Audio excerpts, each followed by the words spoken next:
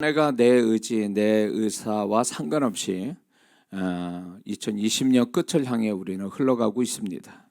이때 과연 여러분들은 무슨 마음과 무슨 생각이 드는가를 한번 생각해 볼 필요가 있습니다.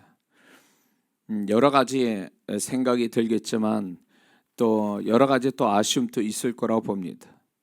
잘할 수 있는데 잘하지 못하는 것에 대한 아쉬움, 얻을 수 있었는데 얻지 못한 것에 대한 아쉬움, 될 수 있는데 안 된 것에 대한 아쉬움, 좋아질 수 있는데 좋아지지 않는 것에 대한 아쉬움을 이 한 해 또 가질 수도 있을 겁니다. 자신의 삶을 향한 아쉬움도 있겠지만 믿는 자로서 지난 시간들을 생각해 볼 때 하나님 앞에 영적인 아쉬움, 영적인 부족함을 갖는다면 그것이 과연 무엇이겠는가에 대해서 우리는 또 생각해 봐야 됩니다.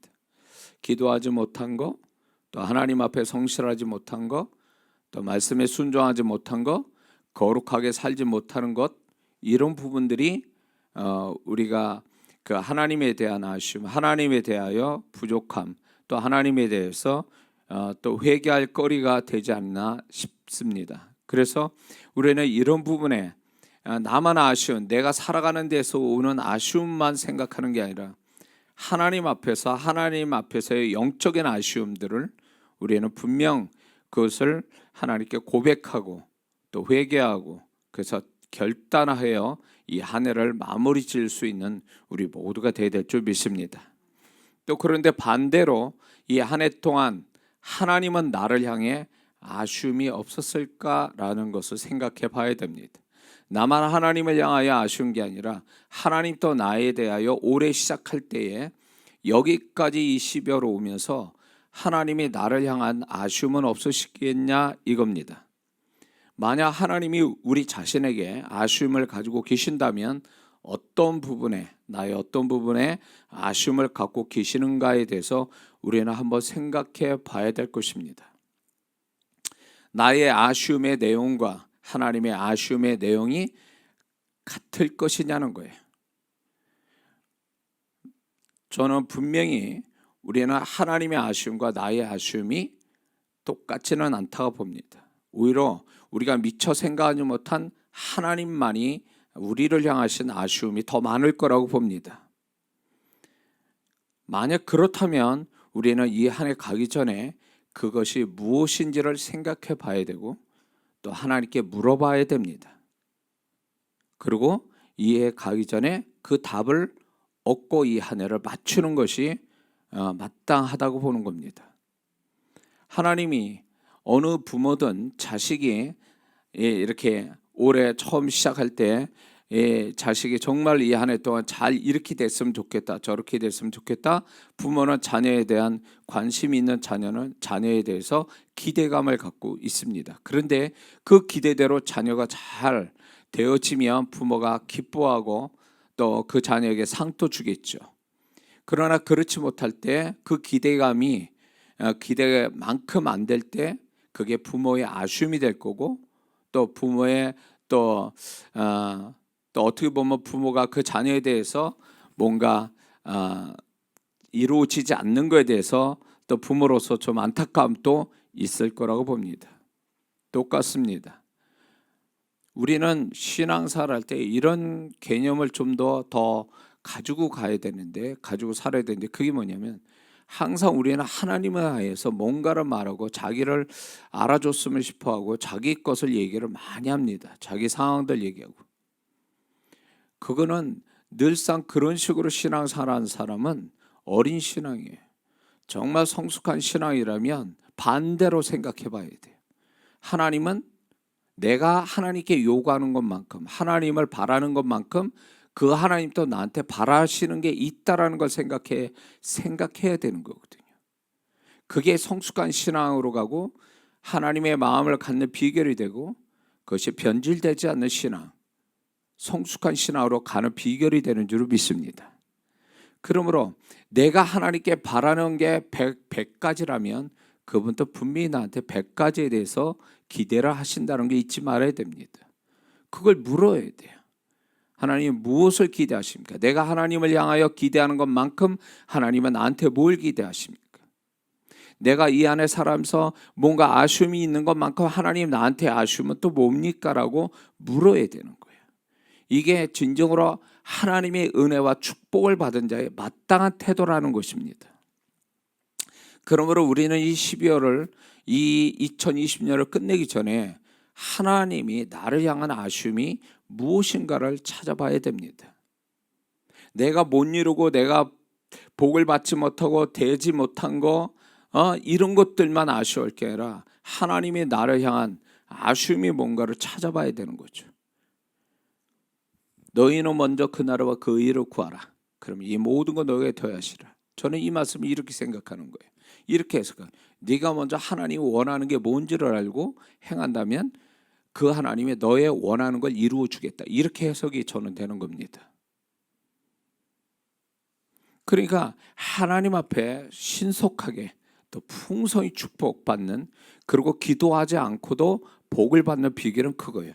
하나님이 무엇을 생각하고 하나님이 원하는 것, 하나님이 기대하는 것, 그것을 이루어 드린다면, 그걸 먼저 이루어 드린다면 우리가 말하지 않아도 그분은 나의 모든 것을 내 생각 이상으로 풍성케 채워주시는 하나님인 것을 우리는 이 경험이 반드시 있어야 될 줄 믿습니다. 만약에 하나님에 대한 아쉬움을 모른 채 우리가 이 한 해를 마치게 되면 내년에도 또 나만을 위한, 나의 것만 이루어 주시는 하나님만 바라고 간다면 그 사람은 신앙 성장이나 복음 받을지 몰라도 신앙 성장, 존재감, 더 수준 높은 또 하나님과의 소통, 이런 것들은 경험할 수 없게 될 것입니다. 우리가 하나님께 바라는 것만큼 하나님이 나에게 바라시고 나에게 기대하시고 하나님에 대한 아쉬움을 캐치하고 그것을 하나님께 고백하고 또 못 이뤘으면 회개하고 고백하고 그렇게 하겠다라고 하는 결단을 가지고 우리가 이 하나를 마치고 내년을 준비한다면 그 하나님은 아마 올해하고 다른 하나님을 우리는 각자 만나게 될 줄 믿습니다.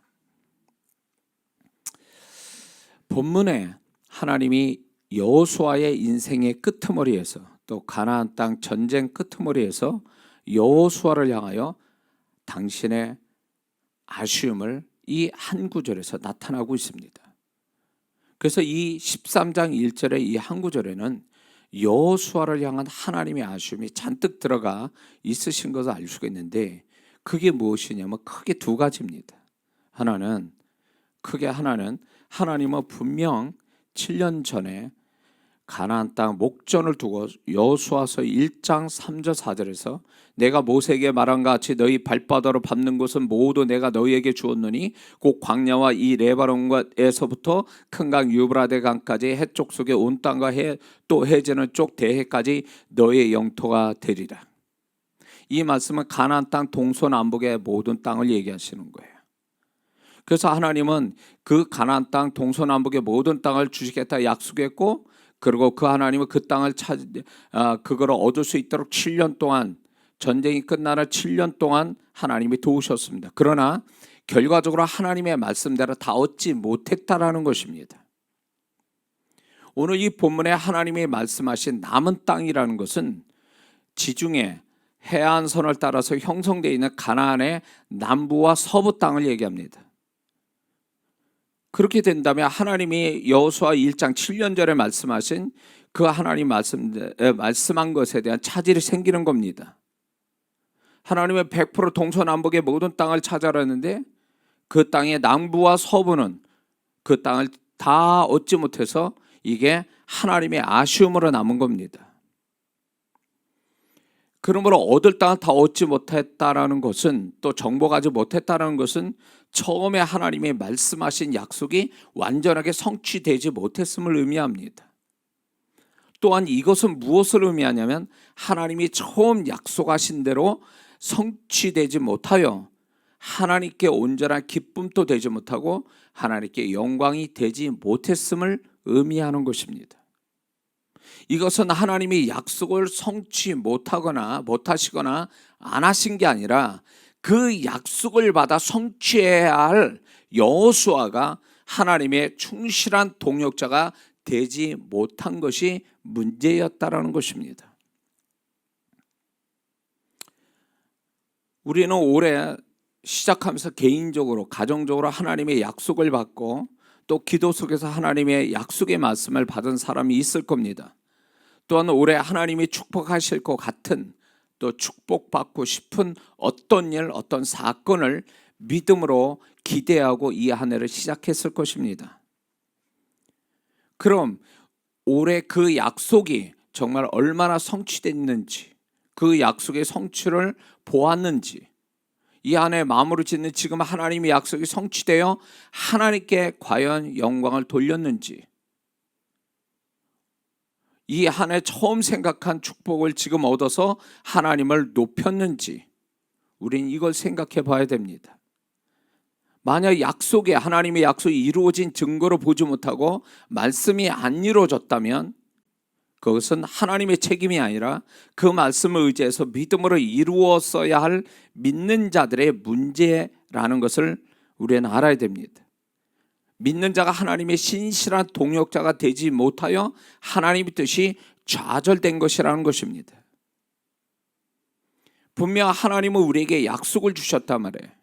근데 그 약속이 성취가 되지 않았다면 우리가 그 성취돼서 오는 축복의 아쉬움보다 더 큰 아쉬움이 무엇이냐면 그 성취를 시켜서 우리가 하나님의 약속을 하나님과 동역자가 돼서 성취해서 하나님의 약속이 이루어졌음을 하나님께 영광을 올려야 되는데 하나님은 그 약속을 성취하려고 도우셨는데 내가 여호수아와 같이 성취해야 될 걸 성취하지 못하여 하나님이 영광 받지 못한다면 그건 하나님의 문제가 아니라 그걸 이루었어야 할 우리 자신의 책임이라는 것입니다. 우리가 하나님의 약속을 받고 되든 안 되든 그거 신경 안 쓰고 살아갔어요. 그래서 그 약속이 성취가 안 됐어요. 우리는 그거를 죄라고 생각 안 합니다. 하나님이 말씀하셨으면 분명히 그분이 그 약속을 성취하도록 우리를 도우시고 이끄시는데 성취되지 못하여 하나님이 영광을 받지 못하신다면 그게 하나님께 기쁨이 되지 못한다면 그건 그저 그런 것이 아니라 우리가 책임을 다하지 못한 내가 하나님의 영광 돌리지 못한 영광 받으실 것을 영광을 못 돌린 우리 자신의 책임이고 우리가 죄 지은 거라는 걸 잊지 말아야 됩니다. 하나님이 우습게 된 거잖아요. 여러분도 올해 시작하면서 받은 약속의 말씀 잘 보세요. 송구영 예배 때 받았던 말씀 그게 이루어졌습니까? 안 이루어졌다면 그건 하나님에 대한 불성실함이에요. 하나님을 어떻게 보면 하나님을 수준 낮은 하나님으로 만들어버린 거예요. 어떤 면에서 하나님을 거짓말장애로 만든 거예요. 그 일부만 이루어졌다 해도 그건 하나님의 영광을 못 받게 만드신 거예요.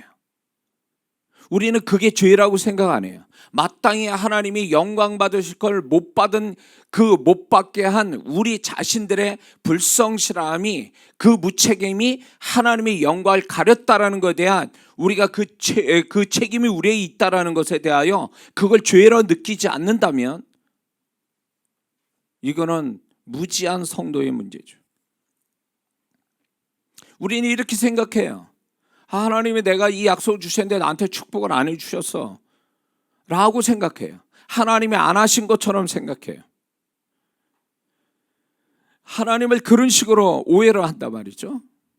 하나님이 말씀하시면 그 말씀을 이루시기 위해서 이 한 해 동안 열심히 성실히 우리를 도우셨을 텐데 7년 가난 이 7년 전쟁처럼 하나님이 열심히 도우셔서 영광 받기를 원하시는데 문제는 뭐냐면 얻을 땅이 아직도 남았다라는 거예요.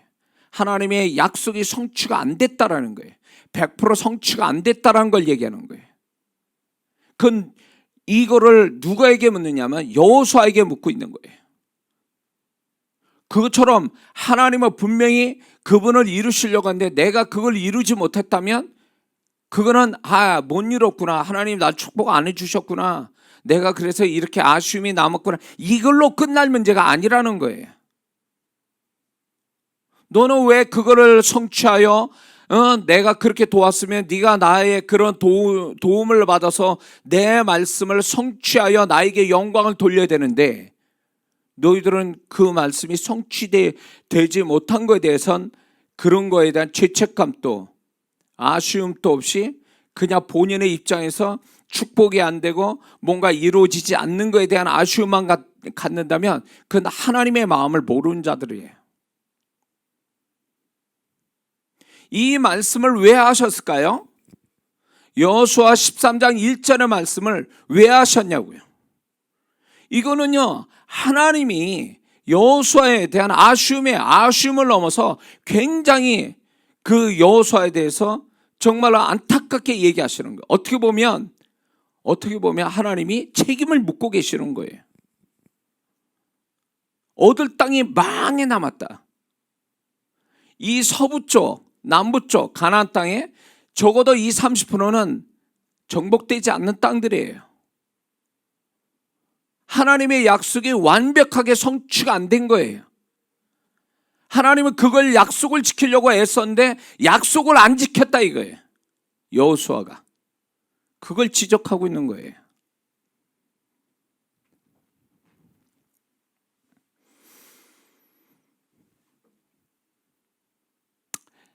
그리고 이 얻을 땅을 다 얻지 못했다는 것은 이스라엘 백성이 받아야 할 축복 100% 완전하게 받지 못했다는 것을 의미하는 것입니다.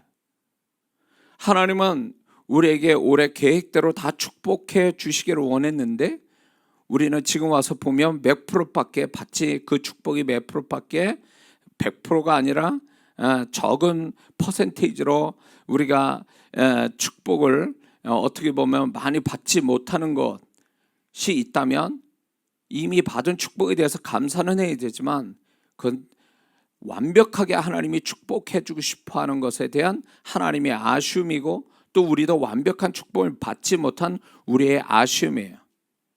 우리가 축복을 다 못 받았다고 해서 그게 아쉬움만 아니라, 하나님께서 나를 100% 축복해 주고 싶은데 내가 100% 축복받지 못했다면 하나님의 문제가 아니라, 뭔가 우리가 올해 하루에 살아가면서 뭔가 내 자신이 하나님 앞에 허술해서, 아니면 불성실해서, 아니면 최선을 다하지 못해서, 이런 것들 때문에 하나님의 축복이 100% 내게 오지 않은 내 책임으로 생각해 봐야 된다는 것입니다. 이게 이렇습니다. 하나님의 말씀에 성취가 안 된 것도 죄지만, 하나님이 주시는 것들을 다 받지 못하는 것도 일종의 난 죄라고 보는 거예요. 하나님 주시는데 우리가 못 받았어요. 이거는 불신앙에 가까운 태도라고 보는 겁니다. 하나님이 주신다면 다 받아야 되는 거죠. 그러나 하나님이 주시려고 하는데 우리가 뭔가 문제가 생겨서, 우리 자신의 신앙이나 삶의 문제가, 삶의 패턴에 뭔가 문제가 생겨서 하나님이 주신 축복을 다 받지 못하고 받은 축복도 세어버리고 이런다면, 그것은 분명 하나님이 우리에게 그 책임을 묻고 우리가 그 하나님의 것을 온전히 받지 못한 우리의 불성실함, 불신앙이 돼서 그분이 지적하신다는 겁니다. 우리는 하나님이 축복한다고 그럴 때 받아두고만 안 받아두고만이 아니에요. 그분이 우리를 축복할 때는 우리는 다 받는 것이 하나님 앞에 진정으로 순종하는 자의 모습이고 하나님의 사람의 진정한 태도인데, 우리는 받아두고만 안 받아두고만 그 축복을 흘려보내고 소멸시키고 세어버리게 하는 것들에 대해서 우리는 그거를 죄라고 생각 안 합니다. 만약에 어느 자식이 부모가 정말 생각해서 용돈을 줬는데 이 용돈을 엉뚱한 데 써요. 그래가지고 자기가 필요할 때는 못 써요. 그러게 되면 그 부모가 그냥 있겠습니까? 야단을 치죠. 그리고 일종의 그건 죄와 같은 거예요. 그거로 부모가 생각해서 준 거에 대해서 최선을 다해서 올바르게 쓰지 못하는 것들에 대하여, 그거는 부모에 대한 죄예요. 그렇게 도와준 부모에 대한 잘못된 태도인 거죠. 하나님도 마찬가지예요. 우리가 정말로 다 모든 걸 주고 싶어 하는데 우리가 우리 자신의 문제가 생겨서 다 못 받았다면 그게 아쉬움으로 끝나는 게 아니라 어쩌면 하나님의 성실하신 그 하나님, 나를 축복하는 하나님, 그 하나님의 성실함에서 나는 그 하나님에 대해서 불성실하고 무책임하고 어떻게 보면 우리가 너무 소홀해가지고 그 축복을 받지 못하는 것들도 결국은 이것도 하나님 앞에서의 또 다른 죄라는 거예요. 그러니까 하나님께서 여호수아에게 그 얘기하신 거 아니에요. 얻을 땅이 많이 남았도다. 굳이 하나님이 이 정도면 돼서 내가 약속한 거 한 80% 70%만 이뤄도 잘 됐어. 그래 잘한 거야. 이렇게 얘기하신 게 아니란 말이에요 지금. 나머지 하나님의 약속이 이루어지지 않는, 하나님을 말한 걸 멀쑥하게 만들어, 하나님이 말씀한 걸 멀쑥하게 만들고 부끄럽게 만든 그 나머지 땅, 이루지 못한, 얻지 못할 그 땅에 대하여 하나님은 지적하고 계시는 거예요. 하나님의 아쉬움이자 하나님의 부끄러움이고 여호수아의 책임을 묻는 말이에요, 이 말씀이.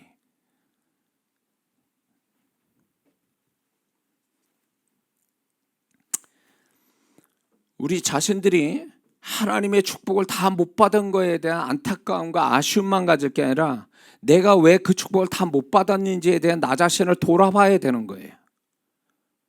그리고 하나님을 주시려고 하는 걸 내가 다 못 받은 거에 대한 나의 어떤 문제성이 있는 나의 모습을 보면서 하나님께 그걸 고백하면서 하나님을 축복하시려는데 제가 이렇게 저렇게 해서 못 받았습니다라는 거에 대해서 하나님에 대해서 고백 아닌 고백을 해야 된다라는 거죠. 그게 하나님을 존중하는 태도예요. 내 입장에서만 내가 복 받지 못했어, 아쉬워, 이렇게 볼 게 아니라 하나님의 입장에서 볼 때 그분을 주시려는데 내가 못 받은 거에 대한 그것에 대해서 하나님께 좀 죄책감을 가질 필요는 있다고 보는 겁니다.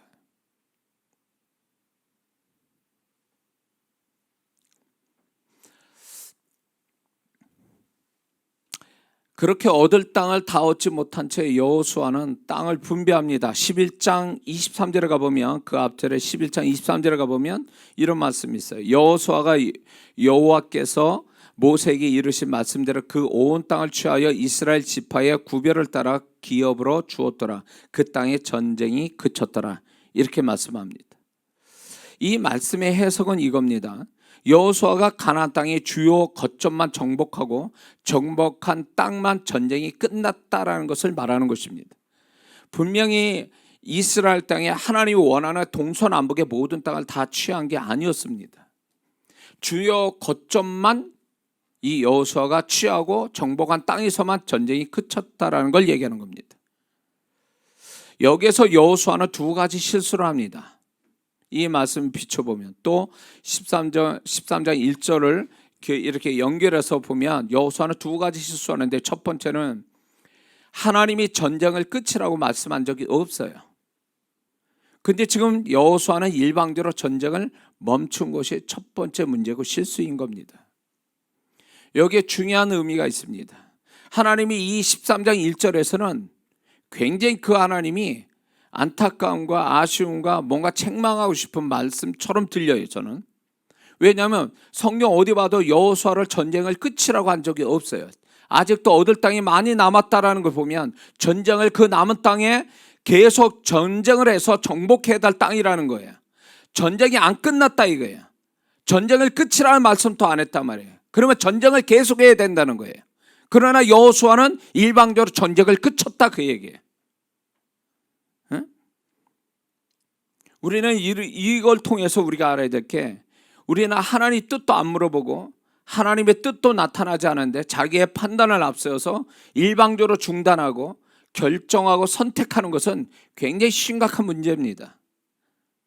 그렇게 하니까 하나님의 축복이 모자르고 또 하나님의 뜻이 성취가 안 되는 거죠. 근데 그런 태도가 문제인 것은 자신 또 하나님 또 원치 않는 그 뒤에 잘못된 상황을 만날 수도 있다라는 거예요. 여호수아처럼요. 여호수아가 그 땅을 정복하지 않는 땅에서 그 후에 이스라엘의 치욕스러운 역사가 전개됩니다.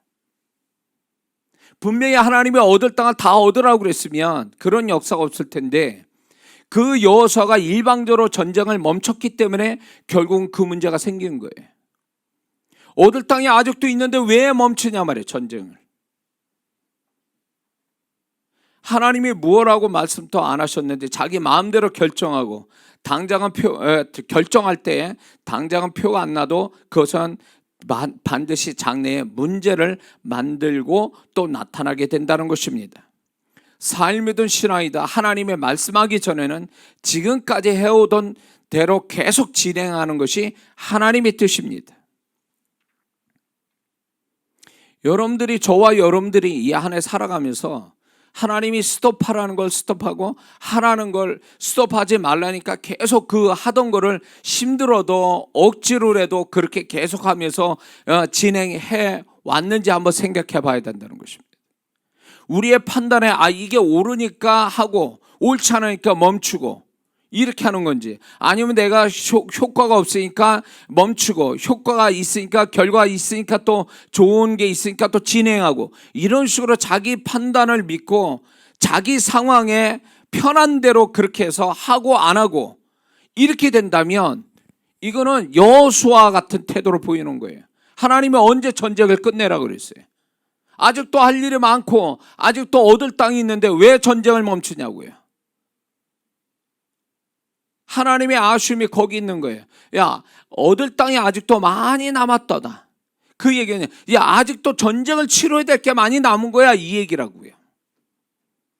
근데 여호수아는 그냥 일방적으로 7년 전쟁으로 딱 끝내고 정리를 합니다. 이게 훗날에 이스라엘의 치욕스러운 역사를 가져오는 시작이 됩니다. 똑똑한 사람이 누구냐? 예수 안에서 똑똑한 사람은 하나님이 하라면 하고 하지 말라면 안 하는 거예요. 하나님이 진행하라면 바보처럼 끝까지 하나님이 스톱할 때까지 계속 진행하는 거예요. 그게 잘 나간다 할지라도 하나님 그만해 그러면 딱 멈추는 게, 이게 지혜로운 성도고 이게 똑똑한 성도예요. 이게 하나님께 복받는 사람이에요. 근데 저도 이거를 43살 때까지도 몰랐다는 거예요. 저도 가만히 목회를 뒤돌아보면 내가 원하는 대로 내 자신이 지혜롭다고 생각한 그 방법대로 그렇게 해왔던 거예요.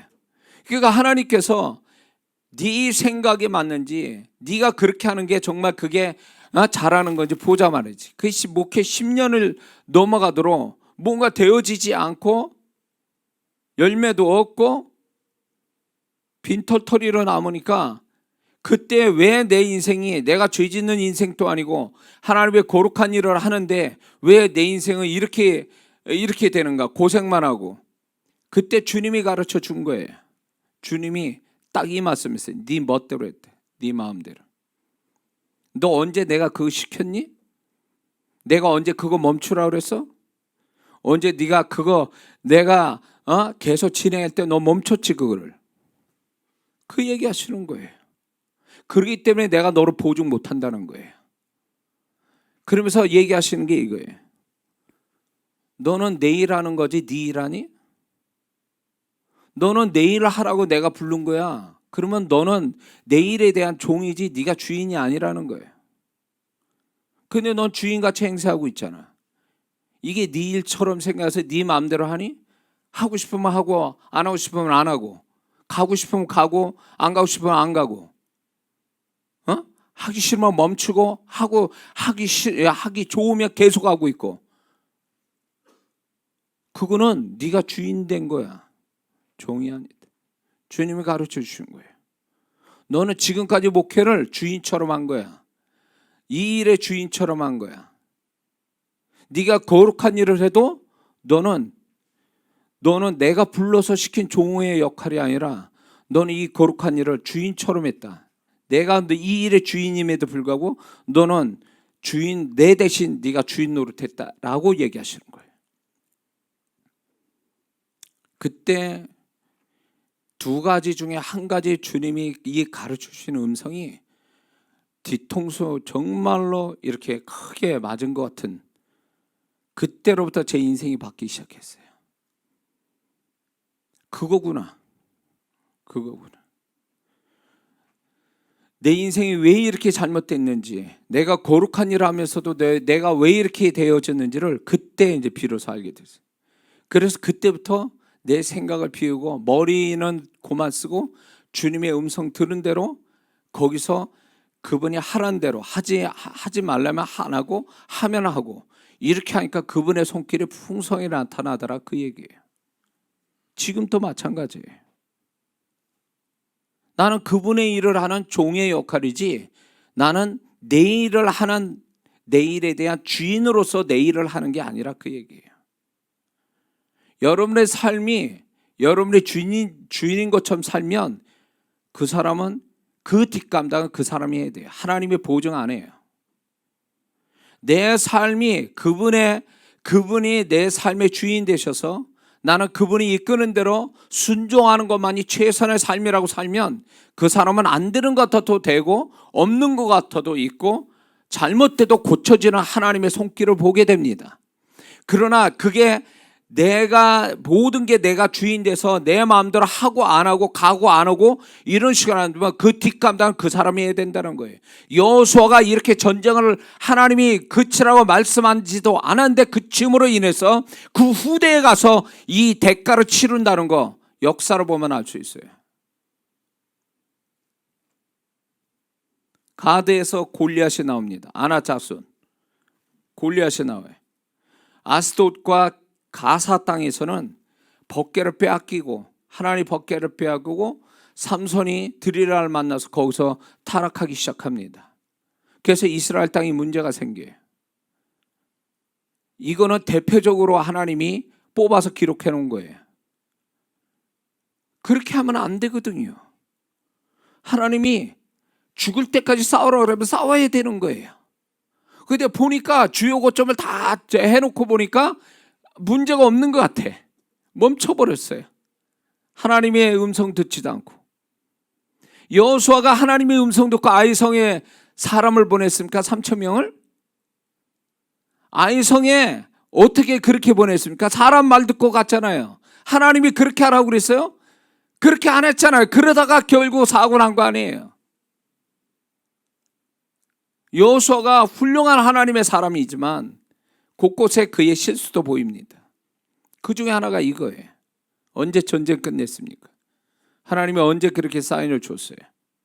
자기 판단해 보니까 그렇다라는 거지. 우리 신앙도 여기에 문제가 있어요.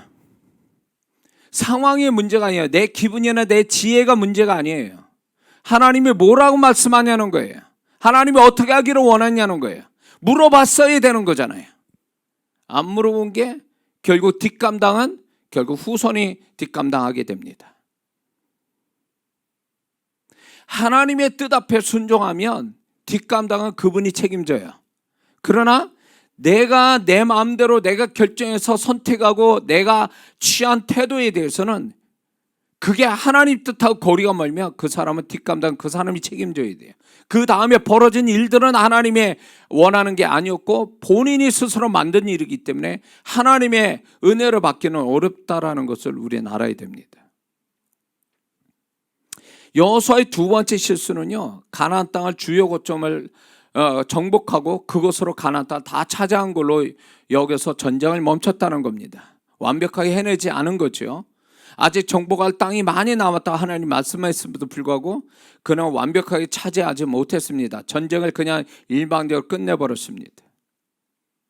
그거는 아마 이런 이유가 있을 거예요. 중요한 거점을 다 차지했으니까 작은 거야, 그 별거 아니다라고 그 작은 것을 무시하고 정복하지 않는 데서 여기서부터 이스라엘 후대에 수치스러운 사건이 생기기 시작합니다. 우리는 이걸 알아야 됩니다.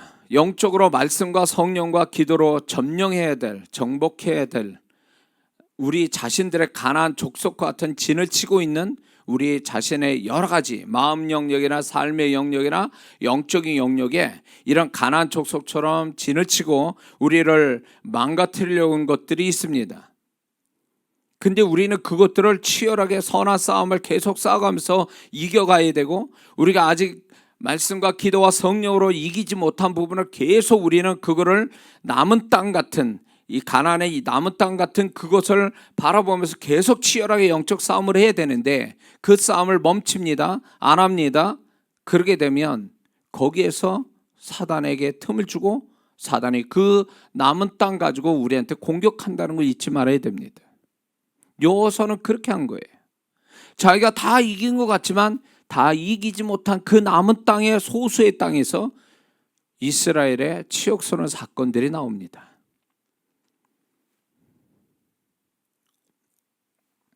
여호수아는 남김없이 다 하나님이 약속하신 땅을 다 차지해야만 했던 겁니다. 그거는 해도고만 안 해도고만 아니라, 그건 선택사항이 아니라 이건 반드시 해야 될 필수사항이었던 거죠. 그건 하나님의 영광과 이스라엘 축복만 아니라 장래에 그 이스라엘 후손에 대한, 그 후손이 고통받지 않기 위한 하나님의 최선이었던 거예요. 다 차지하라는 얘기는 욕심 때문에 차지하라는 게 아니에요. 그 남은 땅에서 가나안 족속이 살아남아서 이스라엘을 괴롭히는 그 모든 것들이 발생될 수 있기 때문에 싹 다 얻으라고 그랬지만, 여호수아는 대충 보고 이렇게 얻었던 그것이 그게 별거 아닌 데서 사건이 터진 거죠. 신앙, 아마추어 신앙, 프로 신앙의 차이는 뭔지 아세요? 디테일의 차이예요. 아마와 프로의 차이는 디테일이에요. 신앙이 정말로 그 신앙이 성숙하냐, 성숙치 못한 신앙의 차이가 뭘로 얘기하냐면 디테일이에요. 성숙한 신앙은 점점 갈수록 주님 닮아서 아주 치밀해집니다. 그러나 아직도 어린 신앙은 모든 게 구멍이 뻥뻥뻥 뚫렸어요. 사단이 치고 들어올 구멍이 많다고 얘기해요. 그거를 우습게 여깁니다. 구멍이 커도. 그러나 신앙이 어느 정도 성숙한 신앙은요, 그 빈틈을 찾습니다. 자, 사단에게 틈을 줄 수 있는 빈틈을 작은 거라도 찾아서 이것을 어떻게든지 메꾸고, 그런 것들이 역사하지 못하도록 애쓰고 힘쓰고, 선한 싸움을 혼자, 그 선한 싸움을 누가 알아주지도 않고 알 수도 없는 선한 싸움을 계속합니다. 이게 성숙한 신앙의 모습이에요. 여호수아는 어쩌면 그 빈틈이 생길 수 있는 작은 땅들은 우습게 여긴 거죠. 디테일이 없었다는 거예요. 섬세하지 못했다는 거예요. 이 정도면 됐어. 이게 신앙에 얼마나 위험한 겁니까? 이 정도면 됐어. 자만심, 그리고 작은 거에 대해서 작게 생각하는 그 태도, 이것이 큰 문제라는 것을 인식하지 못합니다.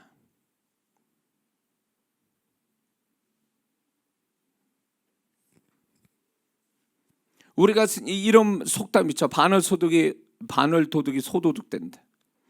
작은 걸 우습게 봤다가 나중에 그 작은 거에 잘못되는. 가룟 유다가 왜 가룟 유다가 그렇게 그 지경이 됐습니까? 소소히 빼먹는 공금의 소소한 얼마 되지 않는 그 돈이 결국 예수님까지 팔아먹는 데까지 정신 나가 사단에 딱 잡혀가지고 이성을 잃어버린 데까지 간 거 아니에요. 그리고 결국 자기 생명마저도 자기가 스스로 버리는 비극이, 그 큰 비극이 어디서부터 출발된 거예요. 그 얼마 되지도 않는 공금을 빼먹는 데서 시작된 거 아니냐 말이에요. 1, 2만 원 빼먹는 그것이 결국 예수님도 팔아먹고 자기 생명도 버린 데까지 간 거 아니에요. 작은 걸 우습게 보다가. 우리가 이 한 해를 살아가면서 여러분들이 정말 내가 작은 것들을 어떻게 처리하고 여기까지 왔는지 생각해 봐야 됩니다. 분명히 이게 사단에게 틈을 주고 나의 축복을 가로막고 있고 나에게 손해를 가져오고 여러 가지 불이익을 가져오는 것들에 대하여 여러분들이 그거를 어떻게 생각하냐는 거예요. 그냥 괜찮다, 이 정도쯤이야, 이렇게 생각하고 지금 살아와서 그런 것들을 버리지 않고 계속 붙들고 있고 유지하고 있고, 그런 것들을 계속 그런 것들에 그런 사람, 그런 습관, 그런 현장을 계속 다니고 있다면 그 사람은 나중에, 지금은 몰라도 그 나중에 그 틈에 의해서 망할 수도 있어요. 그 작은 것 하나에 망할 수도 있다는 거죠. 가룟 유다는 1, 2만 원 때문에 망한 거예요. 그 작은 것에. 우리가 이 한 해를 정리하면서 생각해 봐야 돼요. 큰 축복, 큰 거를 생각하기 전에 정말 내가 신앙이 성숙한 성도라면 작은 거, 아주 별것도 아닌 작은 것을 내가 어떻게 처리했는지, 어떤 태도로 보이는지 한번 그걸 생각해 봐야 된다는 거예요. 큰 것만 생각하는 게 아니에요. 사단이 큰 것 가지고 역사를 할 수도 있겠죠. 그러나 사단은 점점 정말로 큰 축복과 정말로 하나님 앞에 정말로 더 큰 축복을 받을 사람에게는요, 작은 것 속에서 무너뜨리게 돼요. 작은 것 가지고.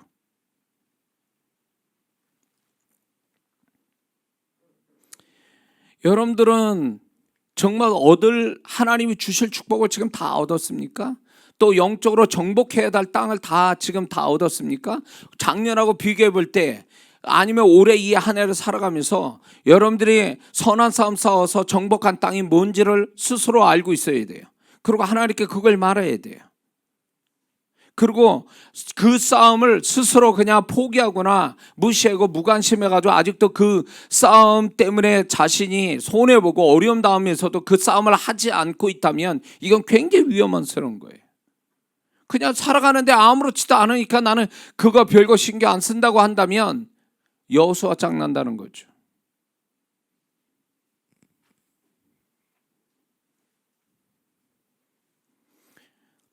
이 땅은 축복을 얘기합니다. 이스라엘에. 그러나 그 땅은 또 다른 측면에서 이스라엘 백성에게 있어서 지금 이 여호수아와 이 상황에서는요, 이 땅은 싸움을 벌여야 되는 하나의 주제가 되는 거예요.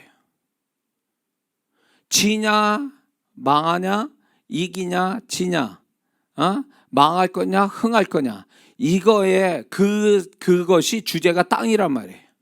그러면 우리에게 적용해 볼 때 우리 마음이나 우리 삶에, 우리 신앙에 과연 이런 땅, 축복되지만 또 정복해야 될, 사단에게 틈을 줘서는 안 되는, 반드시 정복해야 될 땅을 정복하고 지금까지 살아왔는지를 생각해 봐야 된다는 거예요.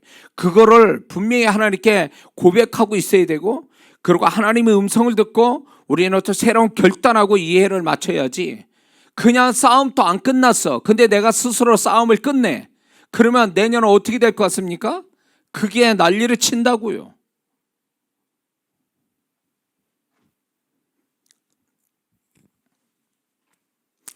자, 크게 두 번째 이제 하나님의 아쉬움이 나오는데, 여호수아가 나이가 많고 늙었다고 하나님이 말씀해 주고 있습니다. 근데 이 한 구절에 두 번씩이나 하나님이 반복해서 말씀하고 있다는 것은 굉장한 하나님의 아쉬움을 강하게 표현한 것입니다. 근데 이게 여호수아 24장에 가서도, 24장 1절과 2절에 가서도 하나님은 또 그렇게 기록해요. 여호수아가 나이가 많고 늙었음에. 그리고 또 여호수아는 또 그렇게 얘기해요. 내가 나이 많아 늙었으니, 이런 얘기를 또 합니다. 과연 하나님이 이렇게 기록해 놓고 이게 과연 하나님은 어떤 의도에서 이 말씀을 계속 하시고 있느냐는가 중요한 거예요. 성경 구조는 결국 하나님의 마음을 표현하는 건가요? 여호수아는요, 가나안 땅 들어와서 7년 전쟁을 치렀을 때 정확한 나이는 나오지 않지만 100세 이상은 됐을 거라고 보는 겁니다. 100세 이상. 그렇다면 100세의 초반이 됐을 건데, 그 여호수아의 죽음은 언제 죽었냐면 110세에 죽었습니다. 그러면 100살이 넘어갔으면 지금 우리로 보면 늙었다고 볼 수도 있어요. 그러면 하나님이 이 말씀의 기록대로 말씀을 하시고 기록한 것이 단지 여호수아가 나이가 많아 육체적으로 늙었음을 지적하는 거겠냐 말이에요. 단순하게. 그건 아니라는 거예요. 그건 아니라는 거예요. 신명기 34장 7절을 보면 모세가 죽을 때 나이 120세였으나 그의 눈이 흐리지 아니하고 기력이 쇠하지 아니하였더라 이랬습니다. 그렇다면 모세를 이어 바톤을 받은 넘버원이 된 여호수아도 하나님이 세우신 지도자였기 때문에 분명 그의 건강도 모세만큼 지켜주셨을 거라는 거예요. 응? 그런데 하나님께서 이걸 얘기하고 계시는 거예요. 여호수아가 나이가 많고 늙었다. 왜 모세한테 그 말씀을 안 하시냐는 거예요. 모세한테 안 하고 왜 여호수아한테 이 말씀을 하실까요? 문제가 있는 거예요. 하나님이 이렇게 말씀할 때는 문제가 있는 거예요. 하나님은 그 이스라엘 백성을 이끄시는데 모세를 120세까지 아주 건강한 모습으로 그 일을 하도록 병들어 죽은 게 아니란 말이에요. 모세는 그렇게 하나님 지켜주셨다면 여호와사도 그렇게 지켜줄 텐데 왜 그 말씀을 하셨냐는 거예요.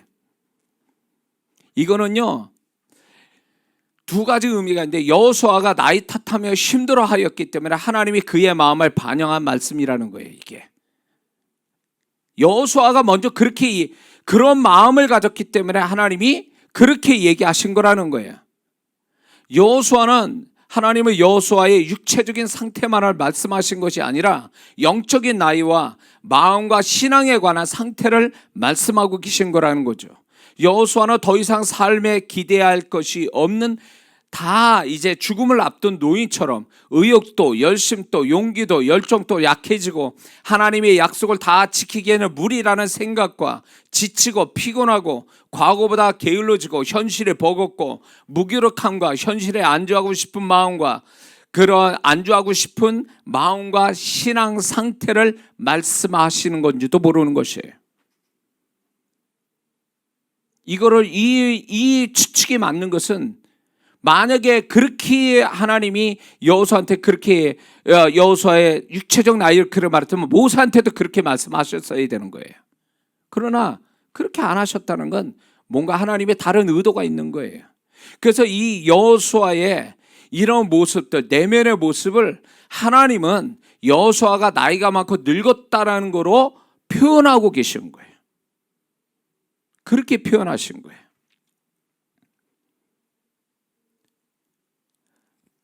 우리는 이런 게 있죠. 실제 나이와 신체적 나이가 다르다. 저도 깜짝 놀랐어요. 헬스클럽 갔는데 그걸 체크를 처음 등록을 하는데 저보고 제가 신체 이렇게 육체적 나이보다 한 15살이나 이게 육체가 이게 늙었대요. 제가 그때 충격받았어요. 그래가지고 헬스클럽 다니는데 처음 들어갔는데 그래가지고 야 이거 안 되겠구나. 내가 이 육체적 나이보다 신체 나이가 이렇게 늙었구나. 그래가지고 굉장히 제가 열심히 운동했던 적이 있습니다. 누구나 다 그럴 거예요. 육체적 나이와 신체 나이가 좀 이렇게 실제 나이하고 신체적 나이가 좀 다를 겁니다. 그런 면에서 보면 영적 나이라는 게 있습니다. 육체적 나이하고 영적 나이는 다를 수 있습니다. 젊은데도 불구하고 그 사람이 늙은 나이 든 사람처럼 그런 모습을 보일 수도 있고, 늙었으나 젊은 영적 나이를 가진 사람이 있다라는 것입니다. 그런데 여기서 우리가 잘 살펴봐야 됩니다. 과연 내가 이 안에 살아가는데 영적 나이가 어느 정도 돼서 내가 어떤 상태로 살아왔는지, 그거를 우리가 한번 우리 자신들을 돌아볼 필요가 있습니다. 그래서 내가 아무리 봐도 여호수아 같은 영적 나이가 늙은 사람 같다 라고 하면 이 12월 가기 전에 회춘을 해야 됩니다. 젊은 나이로, 영적 젊은 나이로 회춘을 해야 됩니다. 의욕과 열정이 넘치고 자신감이 있고 담대하고 소망이 넘치고 지치지 않고 두려움이 없는 젊음을, 그 젊음을 마음과 영혼의 신앙의 소유 한 채 이 한 해를 맞춰질 때 내년에 새로운 축복들이 나타나게 될 줄을 믿습니다. 만약 여호수아와 같이 영적 나이가 많아 여러 가지 이유로 무리겠구나 하고 생각하고 있다면 어쩌면 여호수아처럼 더 이상 좋은 기회는 그에게 찾아오지는 않을 겁니다. 얻을 땅이 많은데도 불구하고 하나님께서 이 여호수아가 중단되어진 것에 대해서 안타까움을 갖는데 결국 하나님은 더 이상 진행을 안 시키죠. 자, 이걸 잘 들어보세요. 모세는 이스라엘 백성을 120세까지 가나안 땅 목전까지 오게 하고 그 사명을 완수하게 했습니다. 근데 여호수아는 가나안 땅 정복을 다 하지도 못한 채 모세보다 10년 짧은 110세에 하나님의 부르심을 받습니다.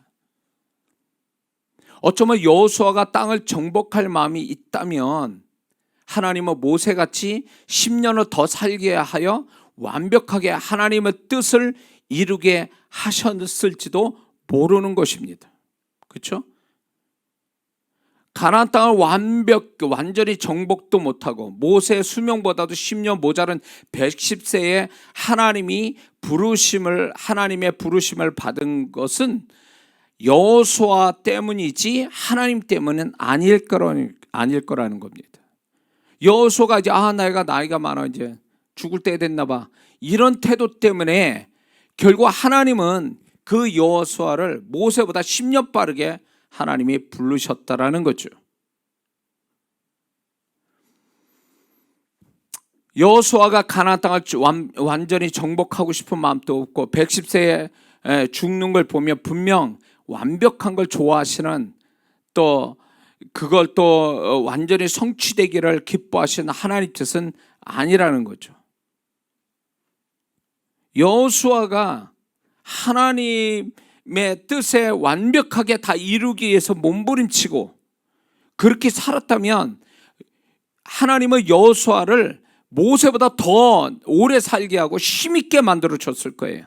그러나 본인 스스로가 나이 많아 늙었다는 생각과 전쟁을 자기 마음대로 멈췄다는 그 사실 하나에 하나님이 더 이상 너는 기대해야 할 게 없구나, 너는 이제 여기서 끝내는구나, 나는 내가 원하는 거 아닌데 네가 스스로 끝내는구나. 그래서 110세, 그리고 친전 전쟁 끝나고 몇 년 후에 하나님이 그를 부르십니다.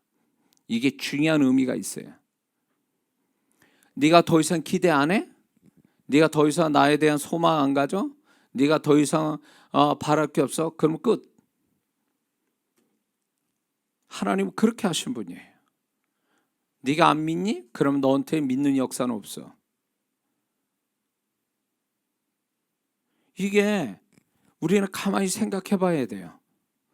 우리가 이 안에 살아가면서 내가 막 죽음 같은 그 지경에 가서도 하나님은 나의 소망이고 하나님은 언제든지 새 일을 해야 하시고 하나님은 나를 언제나 도우시고 나는 그 하나님을 위해서 나는 이기고 승리하고 축복을 받을 겁니다. 이런 젊은 신앙을 가지고 이렇게 모세처럼 이렇게 산다면 하나님이 그 결과를 보게 하시고 그거를 성취할 때까지 그를 힘있게 하고 도우실 겁니다. 그러나 이제 다 끝났어, 상황을 봐도 나를 봐도 나는 안 될 것 같아 라고 생각하면 하나님은 더 이상 진전을 안 시킨다는 거예요.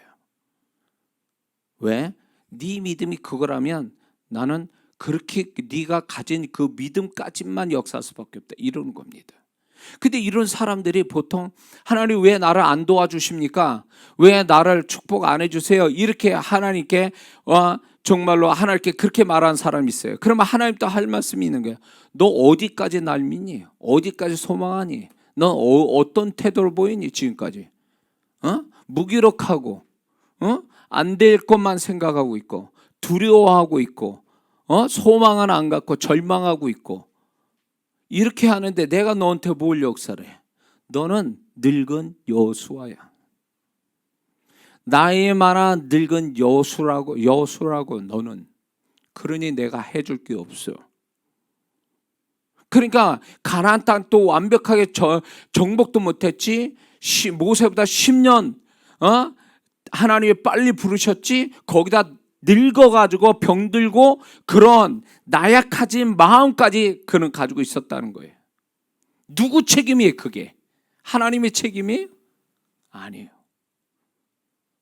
본문을 보면 여호수아 책임이에요. 여호수아에게 책임을 묻고 계시는 거예요. 여호수아는 24장에 가서도 자기가 나이 많아 늙었다라는 걸 스스로 고백합니다. 그렇게 하니까 그래 네가 말한 대로 너는 늙었고 나이 많고 그렇기 때문에 난 더 이상 너를 통해서 뭔가를 이루긴 틀렸다. 나는 원하지만 네가 그렇게 생각하니 나도 어쩔 수 없다, 이런 거예요. 어쩌면 우리가 이 한 해 살아가면서 하나님이 각자, 저와 여러분 각자에게 뭔가 하나님이 모세같이 완벽하게 건강한 모습으로 하나님이 원하시는 걸 완벽하게 이루어 주시려고 하는데 우리가 여호수아같이 나이 많고 늙어서 하나님 내가 어떻게 할 수가 없어요 지금. 그래 내가 여기서 좀 끝낼게요. 이런 태도 때문에 하나님이 더 이상 진전하지 못하는, 더 나아진 것이 없는 그런 상태로 답보 상태에서 거기서 스톱돼 가지고 지금까지 온 게 있다면 그거는 하나님이 축복 안 한 게 아니에요. 도우시지 않아서가 아니라 내가 그렇게 생각했기 때문에 하나님 또 스톱한 거예요. 이해가 되십니까? 우린 생각해 봐야 돼요. 우리 인생이 내 마음대로 막 살아가는 것 같습니까? 우리는 하나님과 함께 사는 자고 하나님이 내가 어떻게 하냐에 따라 그분의 태도가 달라진다는 걸 알아야 돼요. 하나님은 우리의 삶에 풍성하게 100% 개입해서 역사하기도 하지만 어떤 사람들은 10%도 개입 안 하시고 그냥 가는 인생도 있다는 거 아셔야 돼요. 그건 하나님의 문제가 아니에요. 그 사람이 하나님을 향하여 자기가 나 자신과 상황을 보고 만약에 부정적으로 그렇게 결론을 내버리면 그 사람은 하나님 경험하기엔 이미 틀린 사람이에요.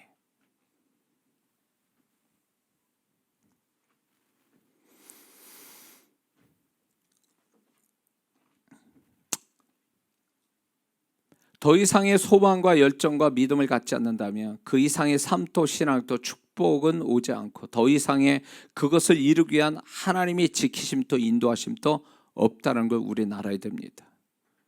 여기에서 여호수아하고 다른 모습을 가진 인물이 또 하나 있습니다. 넘버 2인 갈렙입니다. 갈렙은 우리가 다 알죠.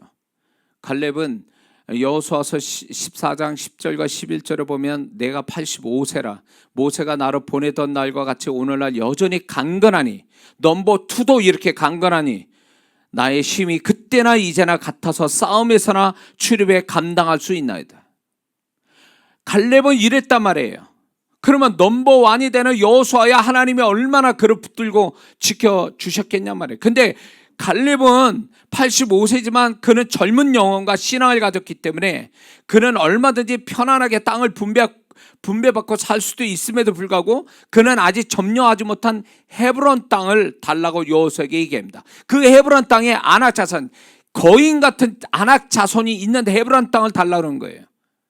정복해서 내가 전쟁을 끝내겠다는. 그래서 실제로 그렇게 갈렙이 정말로 헤브론 땅을 전쟁에서 이겼지 않습니까?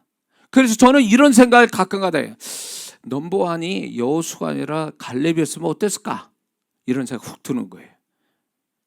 여호수아가 아니라 갈렙이었다면 이 가나안 땅을 완전히 다 정복하고도 남지 않았을까라는 생각하면서 왜 갈렙을 넘버 2로 만들었을까라는 생각도 합니다. 재미있는 상상이죠. 천국 가서 물어볼 일이에요. 이거는 여호수아하고 갈렙한테 물어볼 일입니다. 이거는 우리는 분명히 알아야 됩니다. 내가 갈렙같이 살 건지 아니면 여호수아같이 나이 많아 늙어서 그거를 기대어 그거를 변명 삼아 그걸 핑계 삼아 그런 식으로 살아갈 건지는 우리의 선택의 문제예요.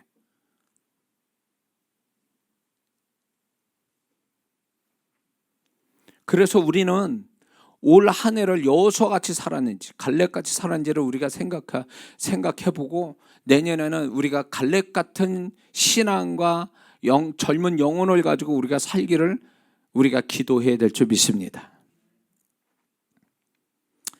마지막으로 하나는 이겁니다. 여호수아가 24장에도 얘기했지만 아마 여기서도 계속 얘기했던 것 같아요. 나이 많아 늙었다라는 이 말을 합니다. 나는 늙었어, 나이 많이 먹었어. 근데 여기서 중요한 게 있습니다. 민수기 14장 28절을 보니까 그들에게 이르시되 여호와의 말씀에 내 삶을 두고 맹세하노라. 너의 말이 내 귀에 들린 대로 내가 너에게 행하리니. 여호수아는 그렇게 생각했을 겁니다. 그렇게 생각한 걸 말로 했을 겁니다. 근데 이스라엘 백성이 이런 얘기했죠. 우리를 죽일 데 없어서 광야에서 죽게 만드냐라고 할 때 하나님은 그들의 말을 그대로 받아서 광야에서 죽게 만들었죠. 그들이 말한 대로 하나님이 그대로 행하셨잖아요. 그래서 저는 이 말씀에 뜨끔한 거예요. 저도 내가 이 한 해 살아가면서 하나님 뜻하고 상관없는 나를 내 자신에게 손해나고 어려움을 주는 내가 그런 말들을 내가 올 한 해 많이 했는가? 라는 생각이 듭니다. 믿음 없는 소리, 하나님 말씀에 반대되는 소리를 내가 말을 해서 혹시 내가 받을 축복을 내가 스스로 걷어차는 일이 없는가라는 생각이 드는 겁니다. 모세는 분명히 그렇게 말했단 말이에요. 24장에서 말했다면 여기에서도 말했기 때문에 하나님이 그 얘기하신 거예요. 내면뿐만 아니라 그렇게 말했기 때문에. 그렇다면 저와 여러분들은 우리가 무슨 말을 하느냐가 이게 굉장히 중요하다는 걸 아셔야 됩니다.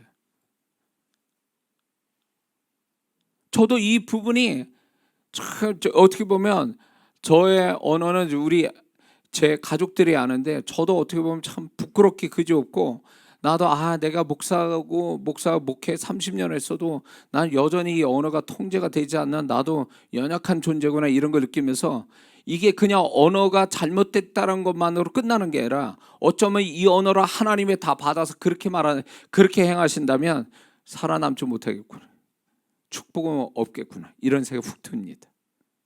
그래서 사단은 우리가 아무 말이나 막 하도록 입을 이렇게 말을 하도록 우리를 유도할 때, 저와 여러분들은 정말로 하나님이 축복하실 말만 이렇게 할 줄 아는 그런 언어의 능력이 있는 사람이 되기를 주의 이름으로 축원합니다. 그러므로 이 한 해 넘어가기 전에, 이 한 해를 접고 내년으로 넘어가기 전에 우리가 잘못 쏟아낸 언어들이 내년까지 넘어가서 나를 괴롭히지 않도록 이 한 해 다 끝내야 돼요. 그게 소멸되도록, 단절되도록. 그래서 내년에는 그 언어가 넘어오지 못하게, 내년에는 언어뿐만 아니라 우리가 죄 짓는 것들까지도 그 죄도 다 이 한 해 다 단절을 시켜서 내년에는 가뿐하게 하나님이 새 일에 같이 동참하고 같이 흘러가는 그런 사람이 되어야 될 줄 믿습니다. 올해 정말 여러분과 저는 축복의 땅을 얼마만큼 차지했는지, 아직 영적으로 점령하지 못한 땅은 어디며 아직도 치열하게 전쟁을 하고 있는 영역은 어디인지, 영적 가나안 7족속이 머무는 나의 영역은 어디인지, 나 자신을 괴롭히고 불행하게 만드는 영역은 어디인지, 그것을 말씀과 성령과 기도로 싸워 지금까지 이겨왔는지 실패했는지, 우리는 이런 부분들을 냉정하게 지금 계산해 봐야 됩니다. 그래서 우리는 다시금 결심을 해야 돼요. 혹시 우리가 살아오는데 지쳐가지고 여호수아 같은 모습으로 이 한 해를 끝낸다면 내년은 더 힘들어질 수 있다라는 거죠. 우리는 올해 여호수아 같은 태도로 우리가 살아왔다면 이제는 갈렙 같은 사람으로 스스로 바뀌도록 이 한 해를 그렇게 끝내야 되는 우리 모습을 가져야 될 줄 믿습니다. 그래서 이 여호수아의 모습에 하나님의 아쉬움, 또 여호수아에게 책임을 물으시는 그 하나님, 우리가 과연 이 한 해를 접으면서 우리에게도 하나님의 분명히 아쉬움이 있고 우리한테 뭔가 책임을 물으실 것들이 있을 건데, 우리가 그런 것들을 대하여 하나님 앞에서 이런 거군요, 저런 거군요. 그래서 하나님 앞에 하나님이 가지신 그 아쉬움과 책임에 대해서 우리가 그대로 다 고백하고, 주님, 제가 이제 다시 바뀌겠습니다. 저를 도와주세요. 저를 새롭게 해주세요. 내년에는 정말로 이 모습이 아닌, 올해 같은 모습이 아니고 내년은 새로운 주님이 원하시는 그 모습으로 출발할 수 있게 이 한 해 아름답게 정리되게 하옵소서. 이런 기도로 이 12월을 보내야 될 줄 믿습니다. 기도하겠습니다.